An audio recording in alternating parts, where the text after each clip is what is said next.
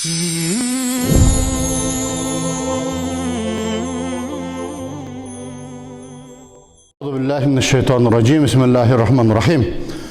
Elhamdülillah ve salatu vesselamu ala Resulillah amma ba'd. Esselamu aleyküm ve rahmetullahi ve berekatuhu. Hürmetli cemaat, Allah Teala barınızlarda niyetinizlerde, tileğinizlerde kabul kılgan bolsun.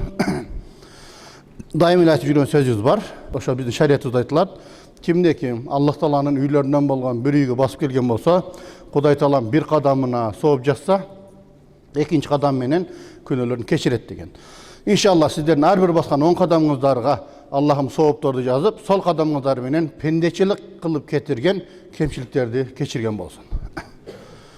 Buyursa bizden bugünkü temamız ağruluk, jana jumşaklık degen temаны söyley turan boldum. Negizi bol fitna jönünde eken. Fitna degen şu elin arasında buzuquluktu tarqatуу. Bizde bay jakşını aytıp jayıltalı deyit go. Oşaga bugün bir ağruluk, jumşaklık degen tema jönünde biraz söylep bereli inşallah. Eger uşul sıfatlar bizde bolsa, buzuquluk özü bolboyt. Özünden öz toktayt inşallah. Ağruluk degende bul ağrı taza degen ma'nini düşündüret. Ağruluk degende tildi jalgandan saqtaş kerek eken. Kırgızda bir söz var go. Tilingdi saqtagın, özüngdü çakpasın dep koyat. Bu degen söz sen ne? Har kanday nerselerdi söyley berbey, tilingdi taza karmagın deyit. Bizde şeriatımızda ne deyit? Sen tilingdi daima zikir menen nımdap tur deyit. Tilimiz daima nımdalış kerek eken, nımdalganda dagы ne menen? Zikir menen nımdalıp turuş kerek eken da. Oşol nerseni biz aytıp jayıltalı tuğandar. Ondan keyin uşakçılık degen nerse var. Uşakçılık degen nersedен dagы biz ne? Alыс boluşubuz kerek. Uşakçılık arkim biröөнü biröөгө uşaktap, biröөнөн biröөгө söz taşıp degende. Ошол нерселерден дагы biz daima alыс boluşubuz kerek eken. Себеби анын зыяны өтө начар, өтө жаман болот ушактын. Себеби бул ушак ушундай нерсе экен, сыйкырчылар bir ayda, bir жылда буза албаган жерди бул bir saatта бузуп коет экен да ушакчыларчы. Misal keyir jерлерде бар го. Sen balançaga мына сөздү айтып койсоң деди болду. Ошол сөздү айтса болду. Bir үй бүлө тытышып жатып калат да баягы жердечи. Görüyorsunuz. Uşak oşonday nerse eken. Alımdan birösüne dagı bir kişi keliptir deyit, seni balança uşunday dedi dep uşaktap kelgen eken da. Oşonday uşaktap gelse janakı alım kişi oşol uşaktap kelgen kişini karap turup aytat deyit. Ne? Şaytan senden başka paştalyon tapmadı degen eken. O жердечи. Demek karasaňar anı sağa uşaktap kelgenden keyin seni ağa uşaktap barbayt dep kim garantiya bere alat? To'g'rimi? Oşonduktan biri aytsayla işini örbeşiz gerek da. Oşonduktan mına bizde aytat, jalgan menen çındıktın ortası bolgonu 4 eli deytin da. Kulak menen közün ortası tuğandar. Kulağın menen uqqanın jalgan, közün menen körgönüne gana işen deyit. O jerde. 4 eli bolgonuna. Koyup koysanız da şunca eli olup dikin. Ayırması. Jalgan menen çının ayırması. Oşonduktan biz ne televizde dagın saktaşыбыз kereken jalgandan, uşakçılıktan. Anan biröөнü maskaralaudan da saktanışыбыз kerek eken da. Biröөнü kemsintip maskaralagandan da alыс болуш kerek eken. Egerde sen biröөнü kemsintip maskaralap emete turan bolsaң, Kuday Taala bul dünýede sözsüz körsetet eken. Al neseni. Al neseni sen özüň körmöýünçe ötpöýsüň bayağı jerde. Sen biröөнü kemsintiň da. Biröөнü maskaraladың. Oşol nerseni sen köresin deyit. Gaýrele oşol nerseni Kuday Taala saga körsetip koýat deyit.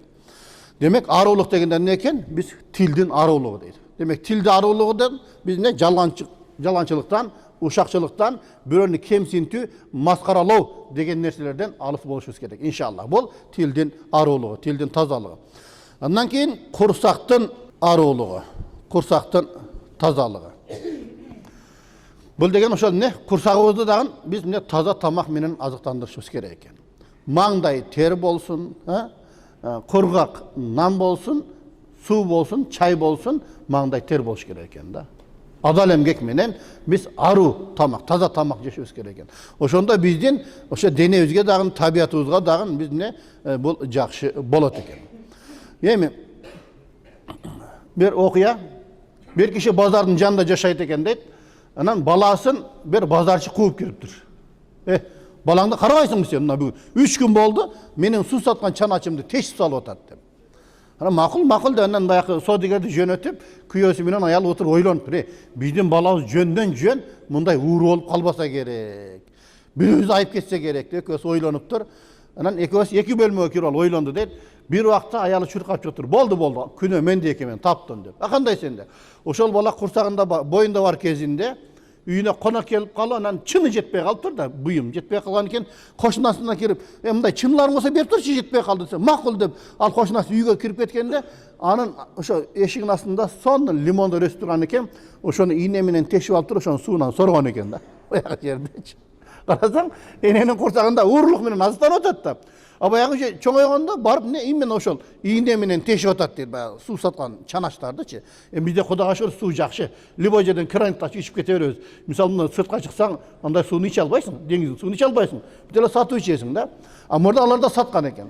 Ошондо күйөөсү айтат дейт, бар дагы эми барып кошунанын ыраазылыгын сурап кой десе. 5-6 жыл өтүп кетти, кантип сураймын десе. Сен азыр сурабасаң, балаңдын ийнеси барган сайын жоңоет деген экен. Баягы жердечи. Ошондуктан бул жерде эмне? Биздин жеген тамагыбыз дагы адал болуш керек экен. Адал болуш керек экен. Курсакка ошо тамак киргенде дагы адал тамак кирсин дейт да. Адал тамак кирсин дейт.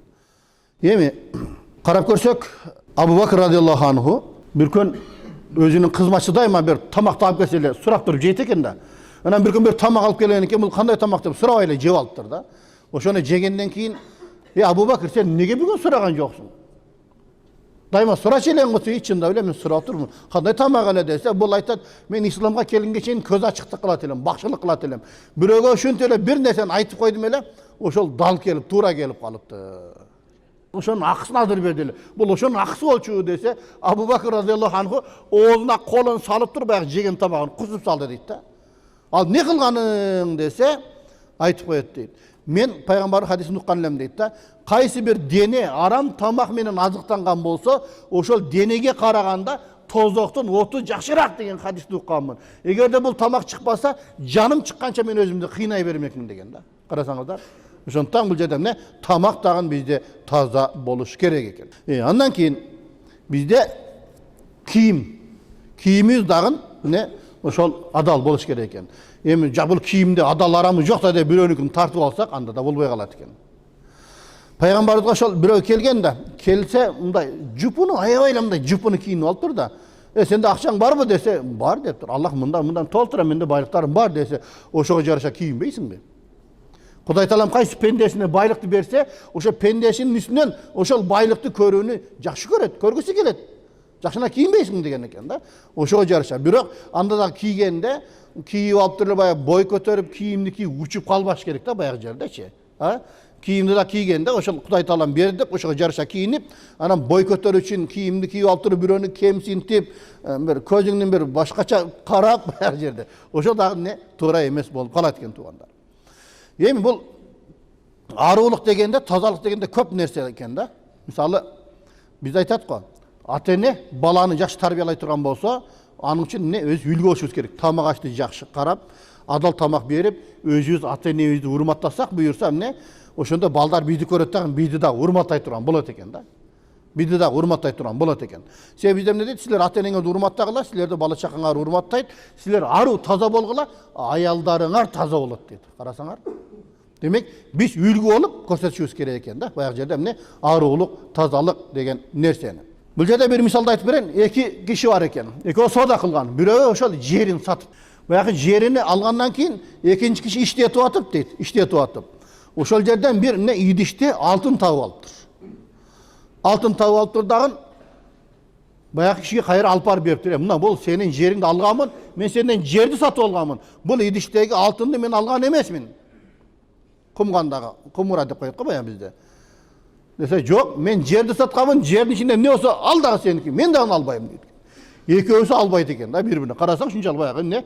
Корккон да кишинин акысынан. Аруулук, тазалык деген нерсе бар. Тиги мен жерди алганмын, бул алтынды алган эмесмин. Бул сеники десе, тиги мен жерди сатканмын, жерде эмне болсо, ошол дагы сеники деп туруп албайм деп атат.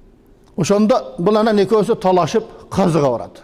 Казыга барса, казы бул айтса экөө да көнбөйт экен да. Анан чечиштин кандай жолу бар? Карап туруп, сенде балаң барбы, кызың барбы десе, менде уулум бар. Сендечи? Менде кызым бар. Анда экөөң куда болгула дагы, ошо балаңарга бергиле деп койду баягы жерде. Карасаңар, ушунчалык деңгээлде бул эмне? Кишинин акысынан корккон да.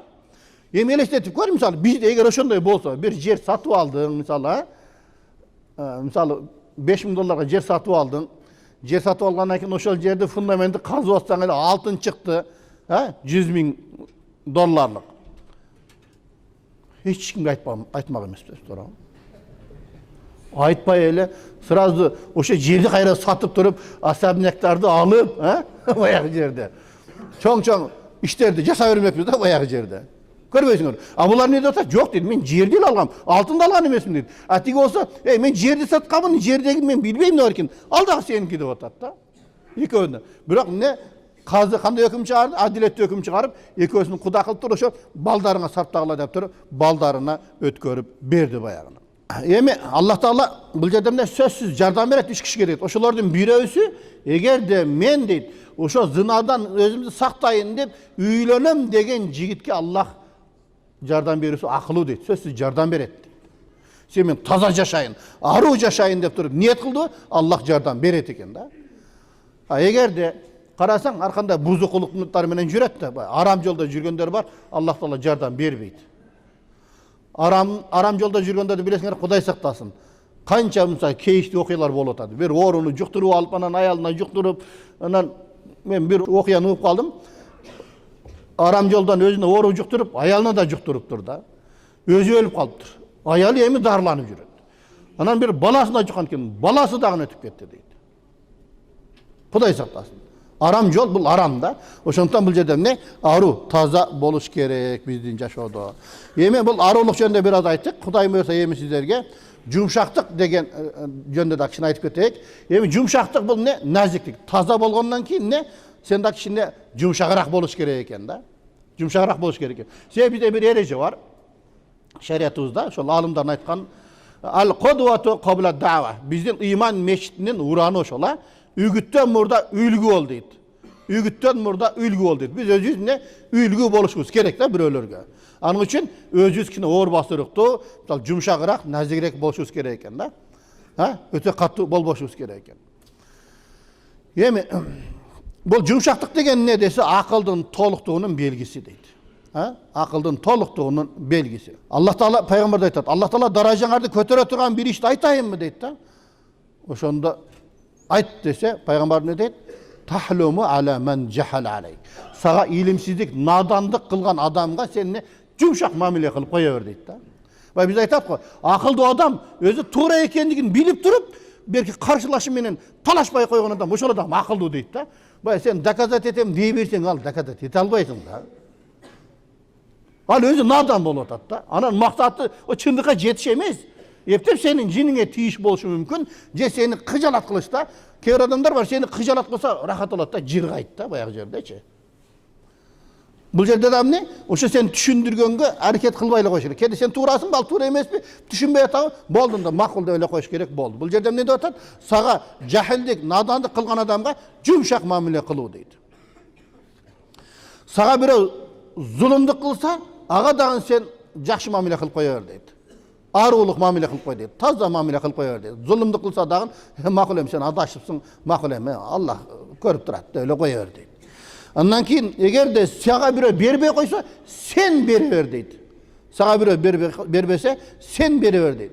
Сага бирөө келбей койсо, сен бара бер дейт. Мына ушул нерселер менен Аллах Таала сенин даражаңды көтөрөт деген пайгамбарыбыз. А бизде бир тууган менен көз карашпай калган убакыттар кездешет го баягы жерде. Эжеси менен сиңди, агасы менен иниси, бир тууган менен тайке жээн бири-бирине карашпай калган убакыттар бар да. Кудай сактасын. А бул жерде эмне деп атат? Эгер азыр ушул нерселерди аткарсаң, Аллах Таала сенин даражаңды көтөрөт дейт. Анан пайгамбар да айтат, күчтүү адам ким деп сураганда, кишилерди жыгып койгон адам ошол адам күчтүү да десе, пайгамбарыбыз айтты, жок деди. Күчтүү адам ачуусу келген убакта өзүн кармап калган адам дейт. Карасаң, ошол күчтүүлүк болуп эсептелет экен да. Мисалы бирөө менен мушташып кете тургандай деңгээлдесиң, сен күчүң жетет, уруп кое аласың, бирок сен чыдап койдуңбу, болду. Сен эң күчтүү адамсың да. Анан урайын десең таяк жеп каласың, анан корккондон сабыр кылыш керек десең, жок, ал эсептелбейт ал. Сен бар уруп коет алчы, урам десең. Korkqonundan sabır kıldın da sen. Yok, al eseptelbeydi. Bu жерде sen күчүң жетip турат, ура аласың, жеңе аласың. Ошондо сен sabır кыл дейт. Ошол эң күчтүү адам ошол дейт да. Биз болсо күчтүү десе башка нерсени түшүнөбүз, Бул жерде пайгамбар не? Күчү жетип туруп, sabır кылып, ошого чыдаса, ошол адам не? Ачууну баса алган адам да, кыскасы. Ачууну басуу деген бул өтө кыйын да. Ачууну басуу өтө кыйын. Ачуунун зыянын көрө эле жүрөбүз. Ачууланып туруп бир ишти жасап коюп, канча өкүнгөнбүз. Мисалы, араңызда сура, кана, кимиңиздер ачуудан өкүнгөнсүңөр? Ачууланып бир ишти жасап өкүнгөндөр барбы? Мына толтура карасаңыздар. Мына башты жарымы көтөрүлүп атат колдо. Демек, бул ачуу жакшылыкка алып барбайт экен да. Ачууланып туруп бир ишти жасап коюп туруп, кийин өкүнүп, ошону ачууланбай эле коюп болупмун деп туруп, же теңелбей эле коюп болупмун ошол аялга деп, Көбүнчө ачууланып аялы менен келет да бизгечи. Аял экөө эрчинишип алып, мынау да, ушинтип ачуума тийди, анан деп туруп эле анан десең анан да баягы. Биян билесиңер да. Келеле биздин башыбызды орто берет да мешітке келип алып. Ошол не? Ачуу келгенде биз сабыр кылышыбыз керек экен, этият болушубуз керек ошол нерседен. Бир катуу шамал болуп кеткенде, бир шамалды каргап да. Баягы сахабачы. Шамалды каргаганда Пайгамбарыбыз айтты, "Жок" dedi. "Sen аны карга" dedi. Бул Алла Таала тарабынан буйрулган, ал өзүнүн ишин аткарып атат ал шамал. Кимде ким бир нерсени каргай турган болсо, ошол нерсе каргышка ылайыктуу болсо жакшы, эгер татыксыз, ылайыксыз болсо, ошо каргышы кайра өзүнө келет dedi Пайгамбарыбыз. Карасаң, бирөөнү өлүп кеткир дедиң. Мисалы ал андай нерсе ылайыксыз болсо өзүңө кайтат экен баягы каргычларыңчы. Ошондагы биз карашыбыз керек экен да. Пайгамбардын ошо хадисинде келет, адам баласы дейт, ар кандай мисалы эмеде жаралган дейт да, түрдүү болуп жаралган дейт. Кээ бир адамдар бар дейт, ушунчалык бул дейт, жай ачууланат дагы тез таркап кетет дейт. Ачуусу. Жай анча-мынча ачууланбайт. Тез ачуулангандар бар го, булар кээ бирлер жай ачууланат дагы тез эле ачуусу таркап кетет дейт. Дагы кээ бирлер бар дейт, тез ачууланат дагы тез таркап кетет. Кейлер не жай ачууланат дагы не анан жай таркайт дейт, анан ачуусучу. Бирок ошолордун жакшы жай ачууланып туруп тез таркап кеткени бул эң жакшысы да, мындай караганда, туурабы? Кейлер бар го, ачуусу келбеген адамдарды көргөмүн да менчи. Такыр ачуусу келбейт да. Канча жыл чогуу жүрсөм деле ачууланганын көргөн эмесмин да. Ушундай адамдар да болот экен деп таң каласың да кээдечи. Себеби бул ачуулануу бул шайтандан экен да, шайтан бул жөнө турбайт экен да бизде. Эми биз айтат, кимде ким эгер ачуулана турган болсо, бул абалды өзгөртүш керек экен да. Турган болсо отура калсын, отурган болсо жамбаштап алсын дейт да баягы жерде. Көрбөйсүңөр, же болбосо сен барып дарат ал дейт. Эмелестет көр, бирөө менен ачууланып кеттиң, отуруп алып туруп турса, экөөң уруша албайсың да, ал уже окшошпой калат да. Тиги эле карап тур, анан сүйлөшөбүз дейт да баягы жерде.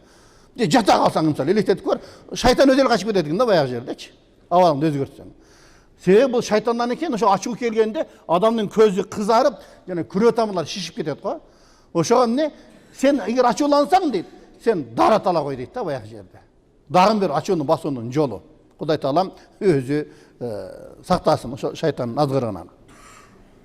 Пайгамбарга дагы сахабалар ушунчалык ачууланып келип айтты, пайгамбар, сен мушриктерге, кафирлерге бир дуа кылбайсыңбы, каргыш кылбайсыңбы? Аллах Таала ошолорду бир жазаласынчы деп келип туруп арызданды да. Ошондо пайгамбарыбыз айтты, "Иннама буайсту рахматан." Мен аламдардын рахматы үчүн жөнөтүлгөнмүн.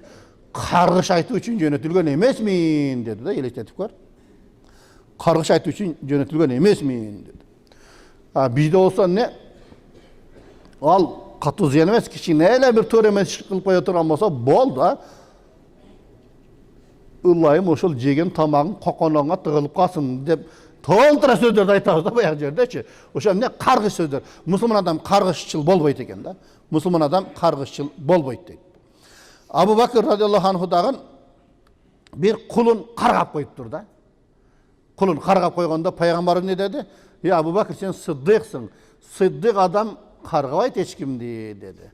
Ekinci rivayatta ne? Sıddık çınçıldık menen kargış ekөө çoğu bolboyt da degende Abu Bakr radıyallahu anhu özünün kılgan işine ökünüp men tor emes kılıp koydum. Allah özüň meni keçir dep oşol kulun azat kılıp egen eken da. Oşol kulun azat kılıp egen deydi. Görüyorsunuz. Buna demek bu yerde biz oşol paygambardan, sahabalardan ülgü boluşubuz gerek. Abu Bakr bul jönökөй adam emes da, bilesizler ha. Şunçalık ne? Başkaça adam bolgon. Adaşıp bir jol kargap koyganda paygambarın sözüne ugup oşol kulun azat kılıp bergen da.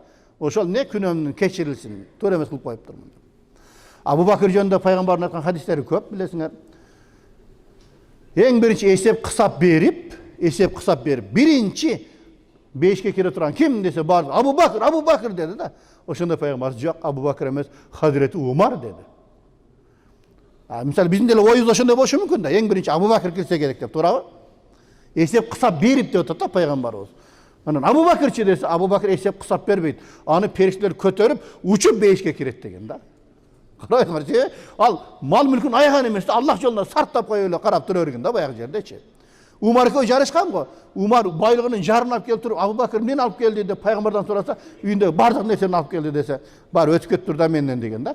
Qara Hazreti Umar jarını alıp kelgen, Abu Bakr barını alıp kelgen. Üyge neni kaltırdın dese Allah menen seni kaltırdım ya Rasulullah dep oşonto aytkan da. Oşonduktan anın İslamda emgek ayay çoğun da Abu Bakr'dan. Ondan keyin Peygamberimiz Abdülkays degen kişiye aytkan eken. Sende iki bir sıfatın var, iki kasiyetin var. Allah Taala oşol iki sıfatты aybay jakşı köret deptir. Al kaysı dese al-hulm vel-unat. Hulm degen bul jumşaktık. Ekinçisi ne? Toktoguluk. Şaşmalıktın teskerisi toktoguluk da. Oşol iki sıfatты sen Allah Taala jakşı köret dedi. Demi bul jumşaktık degen ne dese jumşaktık degen bul akıldуулuk deydi da. Akıl menen iş kılgan adamdı bul jumşak dep koysa bolat eken da. Se akıl oşol zaman bardığını kalçap turat eken akıl menen iş kılsak. Misal köpünçe erkekler akıl menen iş kılat eken emas, ayalдар sezim menen iş kılat eken da.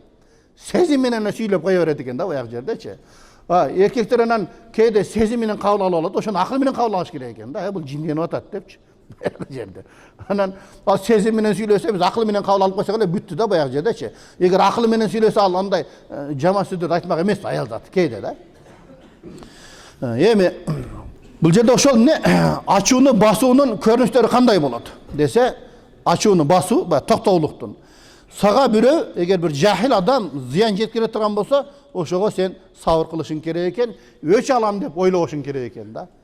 Ал ага тең элбе да. Bizde Kırgız aybay sonun bir makal var, bırak şimdi oroyurak da. Tenteke tengelip, teğinde bok kılba deydi. Mal boktu keçip yürse, sen de barıp keçip düşü olasın boşul jer geçi. Atabalar şunu da aytıp koyunda, sen ağa tengelbe, öç alam deve deydi da bayaq jerden. Sen ağa sabır kılıp koyuver deydi. Ondan keyin ekinçisi, sen özüңdün karşılaşыңды dagı ne? Urmattay bil deydi da. Al dele özünün dengeli var da. Oşonun içinde urmattap koy deydi. Dengeli oşol mu? Ha, bunun dengeli oşol eken. Özünün bilgenini aytıp otar. Tüşünüğüne jaraşa tüşünüp alıp, hem tur emes tüşünüp alıptır dep tur, oşonu kabul alıp koy deydi da bayaq jerde. Oşoga ne? Urmattay bilgin deydi. Ondan oşonun dagı aytkan sözdörünün jürüş duruşundan ne? İjabi dep koyot. Misalı plus jaktarın alın hareket kıl deydi. To'rayım bala oşonday bolmayın. Biroq bunun jakşı jagı var. Oşunu to'ra kıldı, bunu oşonu to'ra kıldı. Bir jagı kata meyli, biroq bunu to'ra kıldı dep turup, oşonun to'ra jagındagın kabul alıp үйрөнүш керек eken da. Kıskası bizden ne? Jakşı kümөнгө könüşübüz керек eken da. Jakşı kümön degen nese var da bizde to'rabı? Jakşı kümön kılış gerek bardıq adamdı. Jaman kümönden alыс болуш керек. Bizde misalı birөөdü çakırıp jolga izlep kelbey kalsa, oşol atayı kelbey kaldı, meni kütüreyin dedi, oşol atayı kelbey atat dep şeytan jaman oy salat da bayaq jerde. Şu үйüne konak kelip kalıp çıga alбай kaldı okşoyt da. Dep turup bir jakşı oylop koysa bolat da. Mına davatda jakşı nese var go. Barıp takıldatat, eç kim yok bolsa Abdullah darat alıp atat eken dep jakşı niyet kılıp koyup kete berет go. Bileş takıldatat çıkmasa Abdullah namaz okup atat eken dep jakşı niyet kılıp koyup kete berет go. Oşonday bir jakşı niyetke dagы biz үйрөнүшүбүz керек eken. Andan keyin талашып тартышпаганга биз аракет кылалы дейт да. Өзүңдү ошол нерсеге көндүр дейт. Бул акылдуулук дейт да. Көп талашып тартыша бербеш керек. Себеби ал жерде билесиңер, талашып тартышканда шайтан аралашат экен да баягы жерде. Ачууланганда шайтан келет экен да баягы жерде. Биз мүмкүн болсо урмат сыйды өзүбүз үйрөнгөнгө аракет кылалы дейт. Дайыма урматтаганга, сыйлаганга биз көнө берели дейт. Анан эң негизгиси сен дейт өзүңдүн катаңды моюнга алып үйрөнүш керек дейт да. Бул акылдуулук дейт да. Кейде баягы туура эмес иш кылып койсоң дагы баягы эркекмин мен деп намус үчүн жок меники туура дей берет го. Жок, ошол ката келсе бул катаны моюнга алуу дагы өтө бир мындай баатырдык экен да. Бардык адам эле катаны моюнга ала албайт экен. Катаңды моюнга алдыңбы, сен демек баатырсың дейт да баягы жерде. Эми бул намус деген нерсе кырда бар го. Эркектин намус өлтүрөт, коёнду камыш өлтүрөт деп. Бул намус үчүн бардык нерсеге барат да. Эми туура эмес иш кылсаң да намус үчүн өзүнүкүн бербейт да. Жок, сен дейт катаны моюнга ала бил дейт да баягы жерде. Себеби сен бул дүйнөдө кичине элдин арасында эмесчиң мүмкүн эми бура мына катасын моюнуга алды деп туруп туура түшүнгөн адамдар көбүрөөк болот да баары бир. Маскаралабайт. Маскараласа эми ал аст сандагы адам болушу мүмкүн. Алар деле өзүнүн деңгээлине жараша айтып атат да. Мына коркок экен бул. Сөзүнөн кайтып кетти. Сен мен туура эмес кылыптым, кечирип койгула дегенден эч эмеси жок да. Эми бул жерде эң акырында мен дагы бир аз айтып кетейин. Биз ачууланганда эмне кылышыбыз керек? Ачууланганда биз мүмкүн болсо отура калыш керек, же жамбаштай калыш керек. Анан дейт, баягы жерде дарат алыш керек дейт. Таза ачууң токтото албасаң дейт, анда сен 2 ракат намаз оку дейт. Намаз окуганда сен ачуулана албайт экенсиң да. Мисалы элестетип көр, Аллаху акбар деп намазга кирдиң, ачууланып кантип окуйсуң Фатиханы? Сен Аллах үчүн окутасың да баягы жерде, туурабы? Алхамдулиллахи деп туруп анан көп сажда кыл дейт да. Себеби ушунчалык деңгээлде сен улук болгон башыңды бут кое турган жерге койгондо сен кадимкидей адам эс аласың дейт да баягы жерде. Ошондуктан эгерде ачууңду баса албай калсаң, дарат ал дагы 2 ракат намаз окуп, көп сажда кыл дейт. Ошондо сен ачууңду басасың дейт тугандар. Мына ошондой кыскача бүгүн биз аарулук жана ошо жумшактык деген тема жөнүндө сүйлөдүк. Кудай Таалам бизге ошондой бир аарулукту анан жумшактыкты насип кылган болсун иншалла.